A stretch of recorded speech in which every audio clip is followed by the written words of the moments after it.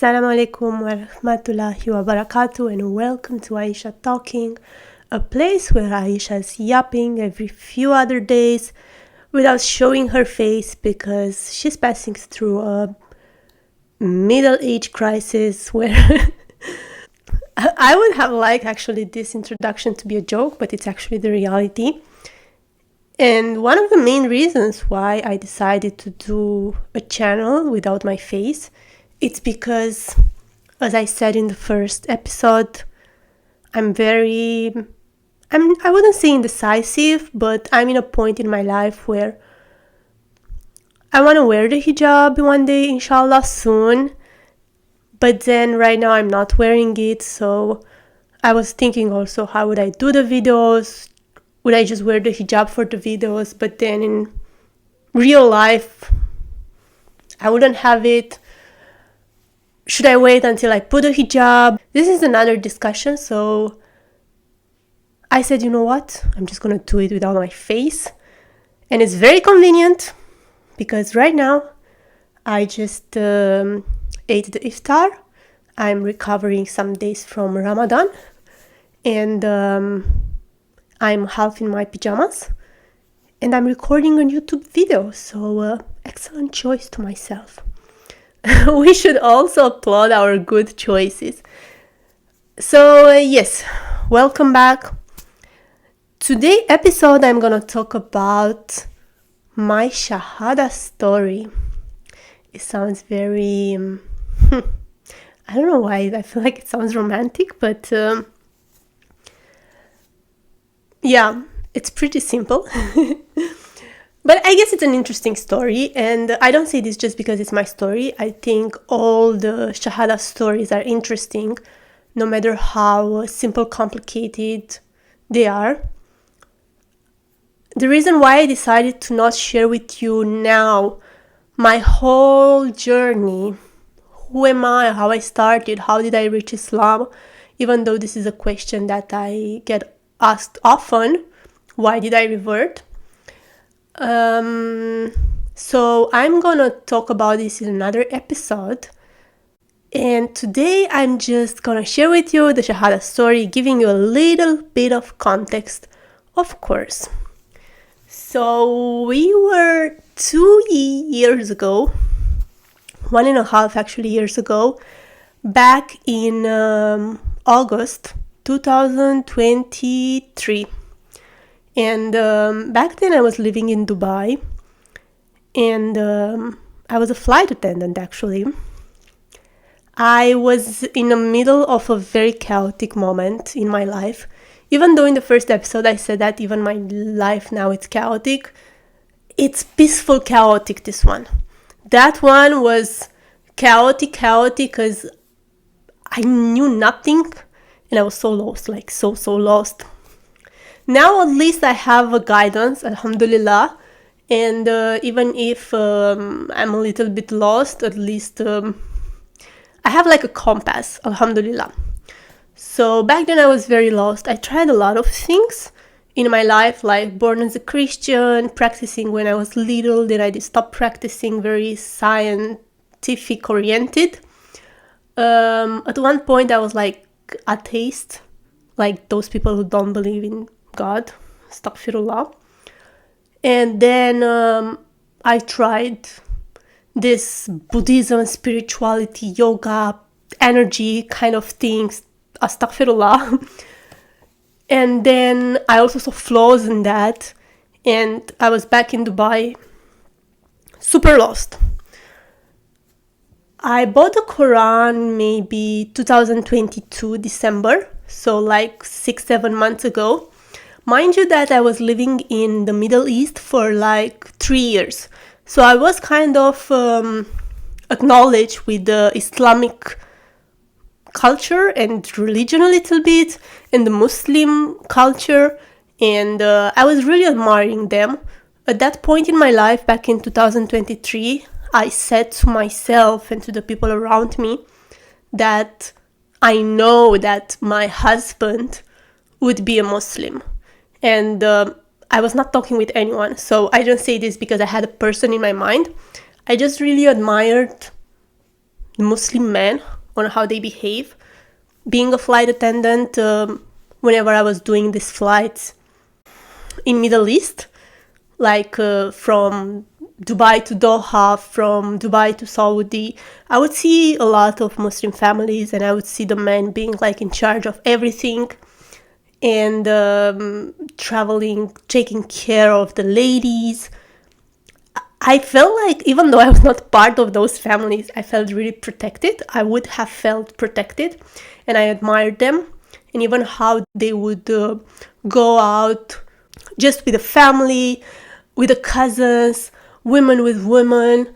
I really feel like they are very respected as women, even by the fact that they are covered and no one would touch them, no one would speak with them. I mean, not no one, but of course, a random man would not just go to them and speak with them. Like, they would impose a respect without them even speaking, just by how they would be.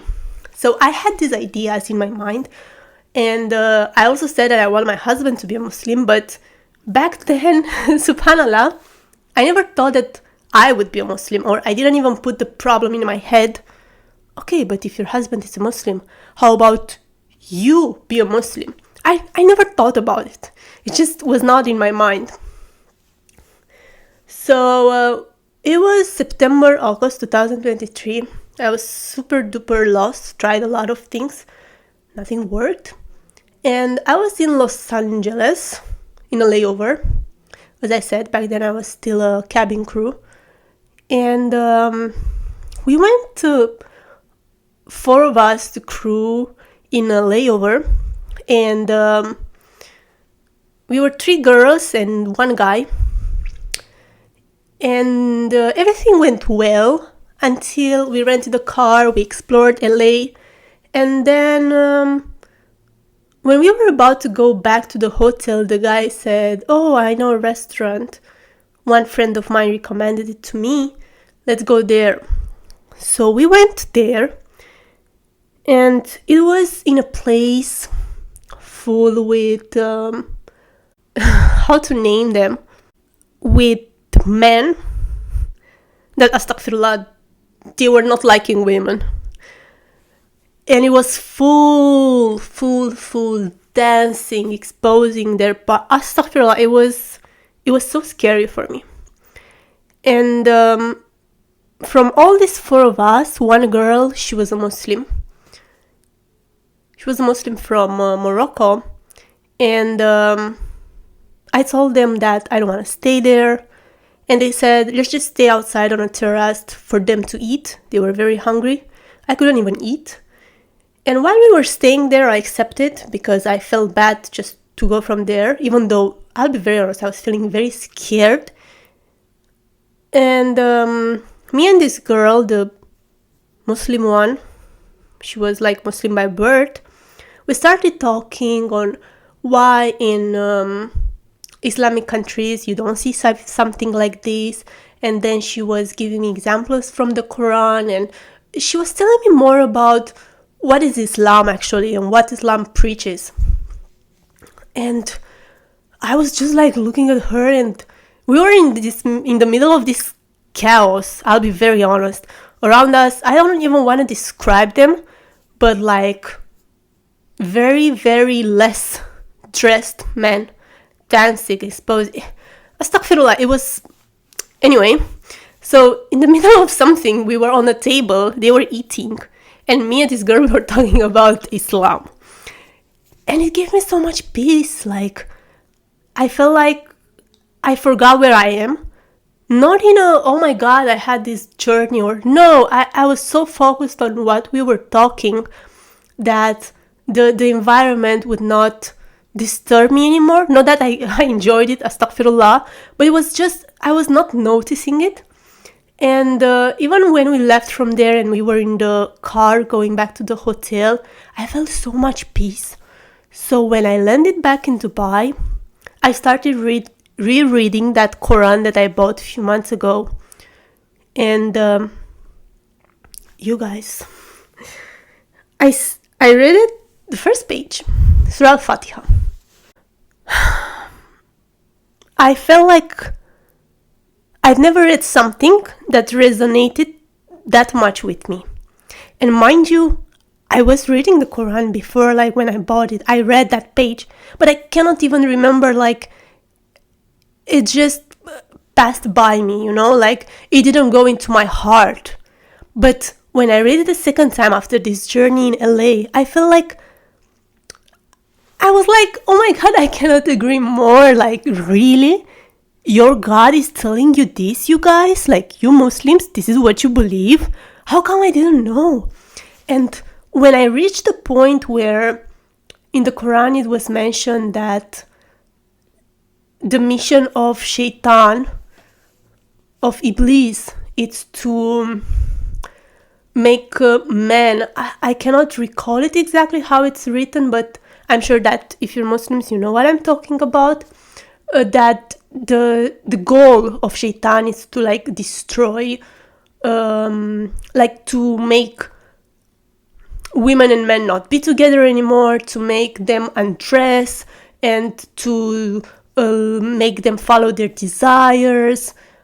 And I was like, oh my goodness, like I couldn't agree more. And I felt like finally someone is understanding me, because I couldn't talk with anyone about it, because people in society, they try to normalize these kind of things. And I was so scared. I don't know, like I felt like it shouldn't be this way. And I felt like what's normal is being judged. And when I started reading the Quran and I realized that all the Muslims, they believe in this and they think like this, I feel like I'm finally belonging to a group where I have the same values, where I believe in the same things. So every night I would read the Quran, a few pages, and I would feel so good. I would read it before sleep and I would feel so good. So me and this girl, we kept in touch, and I shared with her like what I'm reading. She was sharing with me more videos. Before that, I never listened to any Islamic video or something like this. Like, I had almost zero knowledge, to say like this, just what I've seen by living in the Middle East. Of course, I had more knowledge than someone living just in Europe and not being in touch with any Muslims. But not that I addicted myself like to watch YouTube videos or to read that much. No, it was just those pages that I was reading from the Quran. And by day 5 or 7, I was telling myself, I'm a Muslim. Like, I'm definitely Muslim. I believe in everything. And I started actually to imagine how I would take my shahada.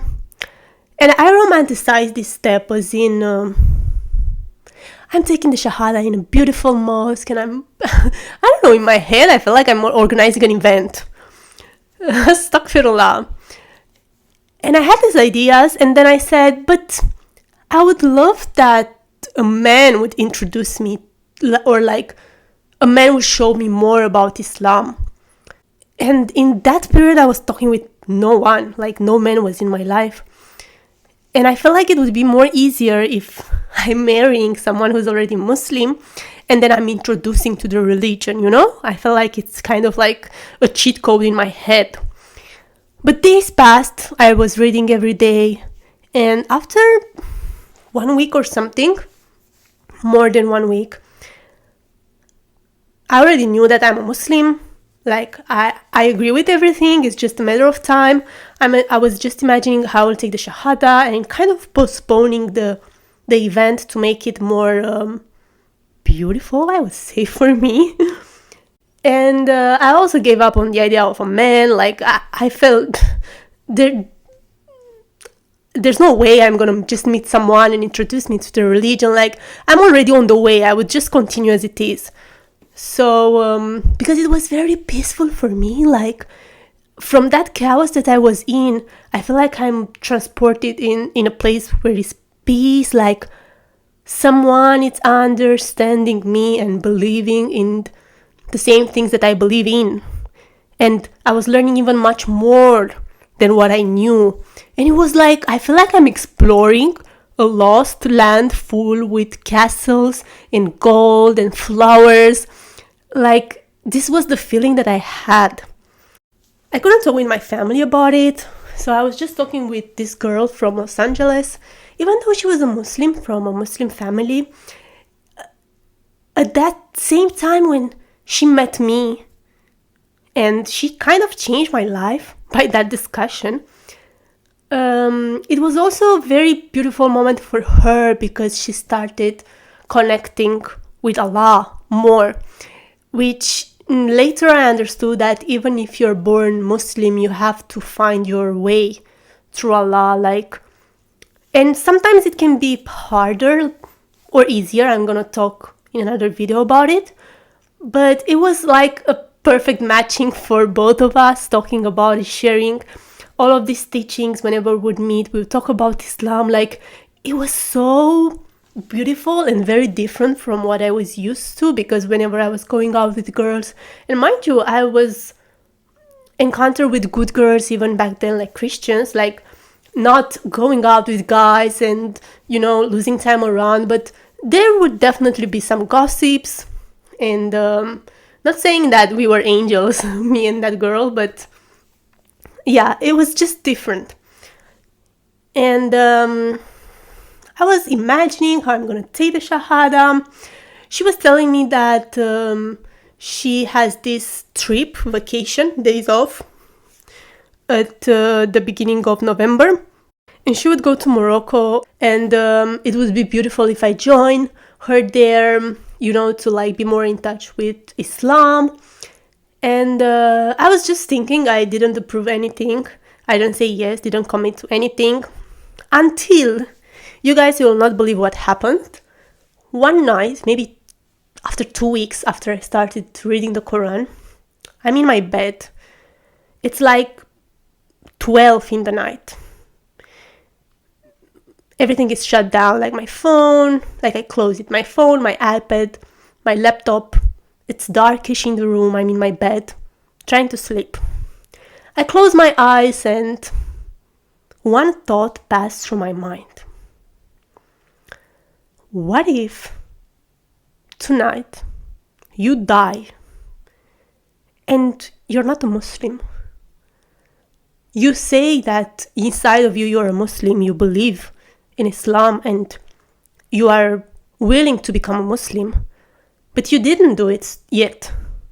And what if tonight you die as a disbeliever? And initially I was telling to myself, because the more I was reading, the more I would gain knowledge, and I was realizing that a lot of thoughts are coming from shaitan. And initially I said to myself, like, these thoughts are from shaitan, like, how I would die tonight, like, I cannot die tonight, I'm good. And then I tried to ignore it and try to sleep again. And this thought came back into my mind, but it was not in a scary way, as in I'm scared that I would die tonight. I was more scared that I would die as a disbeliever. So I grabbed my phone and I Googled, can I take the shahada alone? And I found that yes, you can take the shahada alone. And I remember I raised up, I was staying in the bed, looking at the phone, looking at the ceiling, looking at the phone, looking at the ceiling. And I said, I'm just going to take the shahada now. If I'm dying tonight, I don't want to die as a disbeliever. I'm a Muslim. I believe in everything. I have nothing holding me back. Just the idea that I want to take the shahada in kind of like an organized space, in a beautiful mosque, someone taking pictures of me, and, to make it like as an achievement, to celebrate it also with other people and to show it in social media maybe. And I said, I might still do this after, but first of all, I'm doing it because I believe in Allah, like it's a connection between me and Allah. And I just took the shahada. I just read the shahada, I took the shahada, I cried, and I was like, I'm a Muslim now, like, this is my shahada story. And I remember the next day, like, I was thinking about everything that happened. And I remember I had these thoughts like, Allah is working through anything. In my case, I don't know if it was Shaitan putting those thoughts in me. Initially it seemed like, but even those bad thoughts, use them well, turned to a blessing. Because I took my shahada, like I became a Muslim. Just by fearing something. And I guess the intention matters a lot. What's in your heart matters a lot. And you can plan, but Allah subhanahu wa ta'ala plans, and his plans are always the best. If you had asked me, I would never thought I would just take the shahada by myself in my bed in the middle of the night. Just because I didn't want to die as a disbeliever. Not that I was in any danger, but I was realizing more things about life, that nothing is promised, nothing is guaranteed. I was thinking, what if I die in my sleep? Like, anything can happen, like, I cannot control this, so I can control to take my shahada now, so why I don't do it? And that's it. I didn't double think, triple think. And alhamdulillah, I'm so grateful. Being a person who overthinks a lot, I think that my biggest blessing was the fact that I took everything step by step. I didn't overthink it. And I met Islam through my own lens, not through the lens of other people. If you're not a Muslim yet and you are interested in Islam or reading or researching about it, I feel that it's beautiful, like it's very beautiful, and definitely you should do it when you feel. I'm not gonna push anyone to take the shahada just because you might die as a disbeliever. It's just a fact, but it should come from, I think, more love rather than fear. And but the thing with researching and triple thinking is that you leave space to Shaitan to come into your plans. There are so many people who are not Muslims, and sometimes they might even pray, maybe not like Muslims, but like they would pray on Fajr times as non-Muslims, and they would fast in Ramadan, and they would watch a lot of Islamic videos, which is so beautiful. I don't want to discourage this, but still they wouldn't take the shahada because they think they have time. And I'm not saying you don't have time, but I cannot also say you have time, because time is not in our hands. And being here or not being here, it's not that much in our hands as we think it is. And I just want you to encourage, if you're not a Muslim yet, to do what you feel when you're ready, but don't let Shaitan come into your plans. Another beautiful thing that I didn't even know back then and I discovered now, it's that, first of all, when you take the shahada, all your sins are forgiven. Like, you come as new as a baby in the eyes of Allah subhanahu wa ta'ala. I know that in your eyes it might not feel like this, so because I've been there, and I cannot say like, oh, I was like a new person from the moment I took the shahada. No, I still had a past. I still have a past.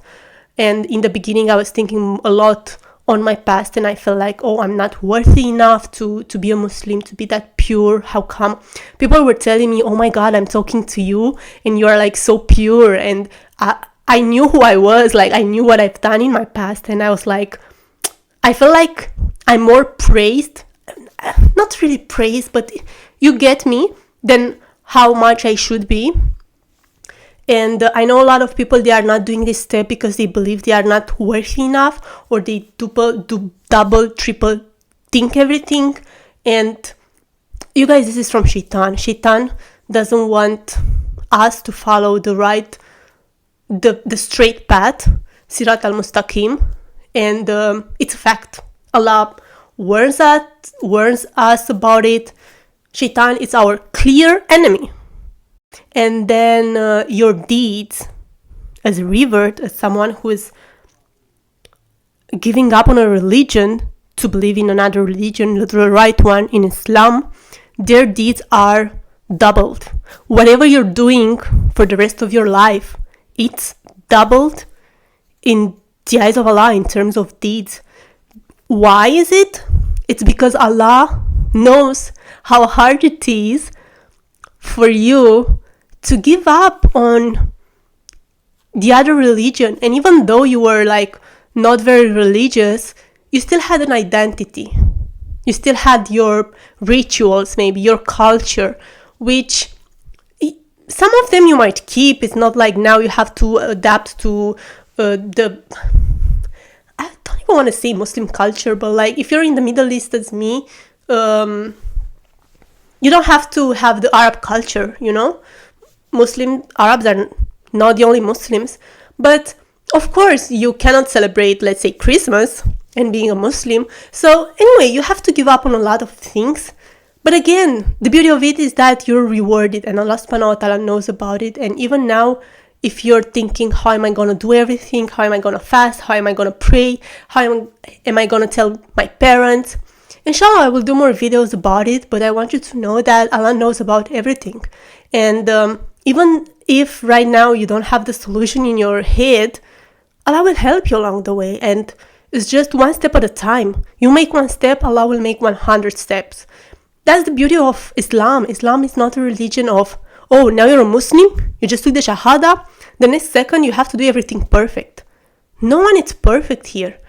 And it's not, you have to be perfect. It's not black and white as in you're either perfect or you're not perfect. No. First of all of us, we are not perfect. Muslims, non-Muslims, we are not perfect. Everybody has sins. Everybody has flaws. If Allah wanted us to be perfect and sinless and flawless, we would not be humans. We would probably be angels. I don't know. Allah knows better. But this idea that I have to be perfect or I have to be, maybe you're watching videos with Islamic scholars or women and you're like, I'm not like them, like I'm not that pure like them, I don't have that good heart. No, but you want, and your intention is what matters. You don't know exactly how are they. I'm not saying, astaghfirullah, they are bad people or something, but all of us, we have flaws. And it's beautiful to learn from other people. But don't let shaitan come even in these beautiful acts, which initially they look like you're doing something good, and obviously you're doing something good if you're watching an Islamic video.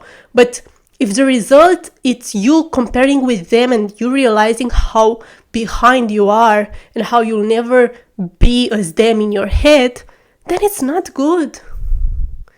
Rather take everything step by step. Learn things step by step. And I will make another video on how I started praying.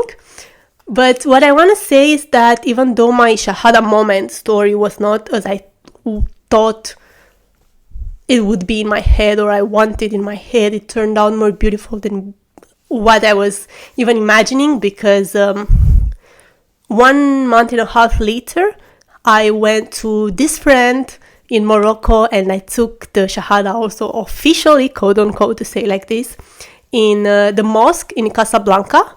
If you write mosque in Casablanca, and you'll see there probably the most famous mosque in Morocco. I took the shahada in that mosque. And even though initially we went there and they said like, first of all, they questioned this family that I was with, because I was with her father, her mother, her sister, and herself. So 4 people with me, and they were like questioning them. Who is she? Where is she from? Clearly I was different than them, like looking. And initially they didn't want, so we left. And then her father insisted, or I don't know, he found someone. And then, I took the shahada there. And I wasn't, I don't say to anyone, take picture, don't take picture. I have so many memories from them. I have pictures, I have videos. Everything is so beautiful and everything turned out greater than ever. I never thought I would take the shahada in a mosque in Casablanca, in that mosque in Casablanca, which I visited before. And yeah, when you let Allah deal with your affairs, He's gonna deal with your affairs in the best way. And that was it. Take care of you, and Salam alaikum. May Allah bless you and protect you. Take care of your affairs, and put your heart in peace.